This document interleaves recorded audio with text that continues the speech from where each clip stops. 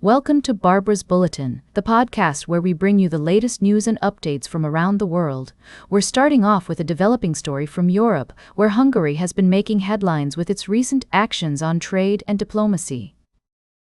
The country's new government, led by Prime Minister Péter Magyar, has been navigating a complex web of relationships with neighboring countries, particularly Ukraine. Just recently, Hungary accidentally lifted its ban on Ukrainian food imports due to a procedural oversight. However, the government quickly moved to restore the ban, citing concerns over the impact on local farmers. This move has sparked criticism from the European Commission and other EU member states who argue that such unilateral trade restrictions are against EU law. The situation is further complicated by Hungary's historical ties with Ukraine and its membership in the European People's Party family, which has generally been supportive of Ukraine. Prime Minister Magyar has been trying to balance these relationships while also addressing domestic concerns over agricultural imports. Meanwhile, the European Parliament has been calling for tougher action against member states that violate EU trade rules. The Commission has so far refrained from taking legal action, but the issue is likely to remain a point of contention in the coming weeks and months. As we continue to follow this story, it's clear that the situation is complex and multifaceted. We'll be keeping a close eye on developments and bringing you updates as more information becomes available. We'll be right back with more of today's top news on Barbara's Bulletin.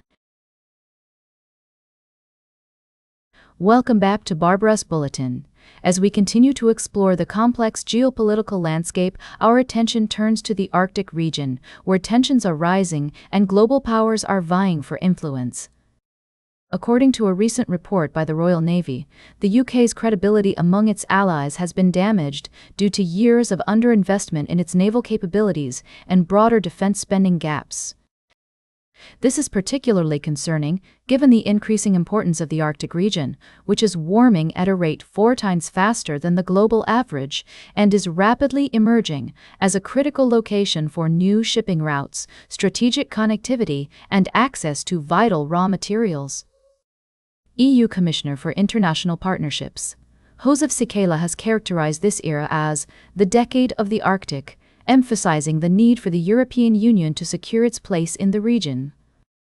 The EU is accelerating its efforts to define its Arctic role through long-term investment and a new Arctic strategy, which is set to be finalized this autumn. This strategy will be co-created with Arctic partners and local communities, including Norway, Canada, and Iceland. The UK, as a key player in NATO's Joint Force Command Norfolk, responsible for the alliance's Regional Plan Northwest, is being urged to ensure that this plan can be executed with minimal US support. Additionally, there are recommendations for the UK to rationalize its military commitments in Europe, prioritize the North, and reinvest in the Joint Expeditionary Force, JEF, with the possibility of inviting Canada to join. It's essential to acknowledge the complexities of the situation and the diverse perspectives involved. As we navigate this intricate geopolitical landscape, it's crucial to approach the issue with fairness and balance, recognizing the legitimate concerns and interests of all parties involved. The Arctic region's future will undoubtedly have significant implications for global economic and geopolitical stability, and it's vital that we remain informed and engaged in this critical discussion. Welcome back to Barbara's Bulletin. As we wrap up today's show, let's take a closer look at the latest developments in international diplomacy. Russian President Vladimir Putin recently visited Beijing, where he met with Chinese President Xi Jinping to discuss a range of issues, including trade, energy, and security. The two leaders have enjoyed close ties over the years, and their regular summits are often seen as a venue to show off their close diplomatic and cultural ties. According to reports, Putin was seeking to secure commodity contracts, agreements to share cutting-edge technologies, and a declaration of Beijing's backing of Moscow. However, it appears that one key outcome Putin had hoped for, a commitment to building the Power of Siberia 2 gas pipeline, did not materialize. The project has been stuck in limbo since its development began in 2020, and its completion would nearly double Russian gas exports to China. Meanwhile, there are also reports that China's army covertly trained about 200 Russian soldiers last year, some of whom went on to fight in Ukraine. If confirmed, this would represent a major escalation of Beijing's involvement in the war. The Kremlin has denied these allegations, and it's essential to note that the situation is complex and multifaceted. As we analyze these developments, it's crucial to consider the broader geopolitical context. The timing of Putin's visit coincided with a rumored visit by U.S. President Donald Trump, which has sparked speculation about the motivations behind the trip.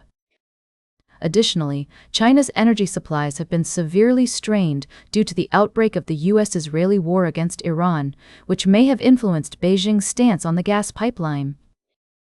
Ultimately, the outcome of these diplomatic efforts will depend on various factors, including the evolving dynamics between Russia, China, and other global players. As we continue to monitor these developments, it's essential to approach the topic with a nuanced and balanced perspective. That's all for today's Barbara's Bulletin. Remember to like, share, and subscribe. And until next time, stay engaged.